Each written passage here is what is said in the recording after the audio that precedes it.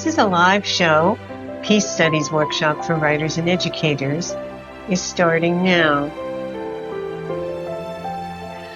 My name is Maryann DiEdwardo. The most important aspect of my writing is that it happens every day. And one of the things that I do is listen to music first to relax my mind. I pick a certain song or sets of songs. And I actually did a case study on 70 students at a community college in the early part of the 21st century to prove that there is a connection between music and poetry and music and writing. Basically, transformation occurs because it is a cognitive development.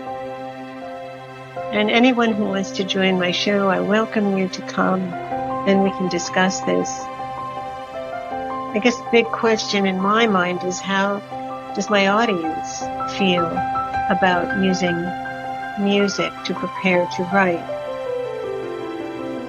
Some of the concepts that I use are, first, music and writing have been proven in a cognitive study that I did, where I studied 70 students over a period of 1 year at a local community college. I juxtaposed music and literature to create a synthesis, and the students felt excited about coming to class. We played music in the classroom. The problem that we were focusing on was lack of motivation. The students read a lot of content usual working or family issues. They also didn't necessarily like writing. So to motivate them to write, I use popular culture to stimulate students to learn. Do you think that playing music in the classroom can improve students' grades, attendance, writing process, reading comprehension, word processing, research paper writing? I think it can, and the study proved that it can. Participation precedes knowledge.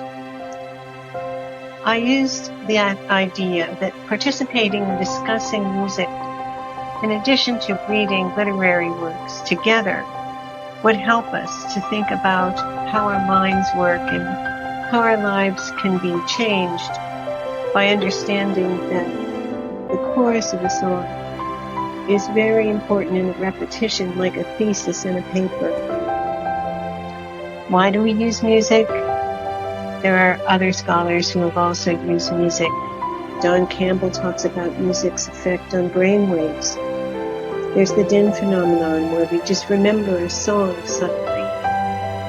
Johns Hopkins professor of psychiatry, Dr. K. Redfield Jameson, in Exuberance, The Passion for Life, writes, music transforms.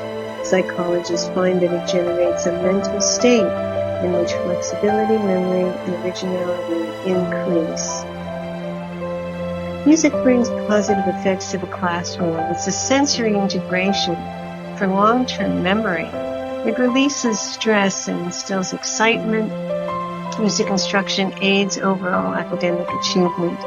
It enhances creativity, improves self-esteem, and develops social skills.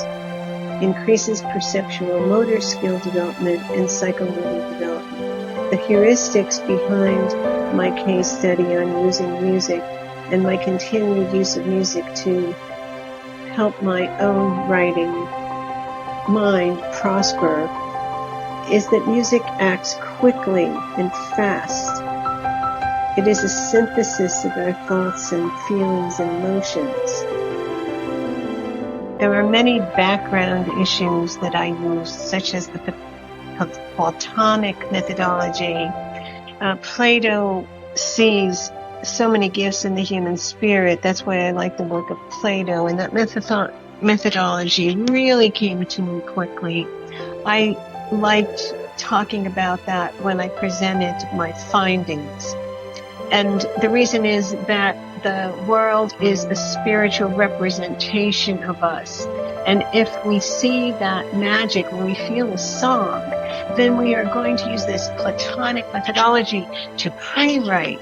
Literacy is about what we are as literacy.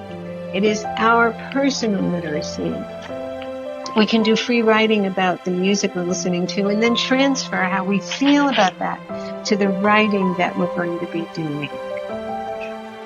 I'm so glad you're here listening with me, and I appreciate being able to share my studies with you. Thank you.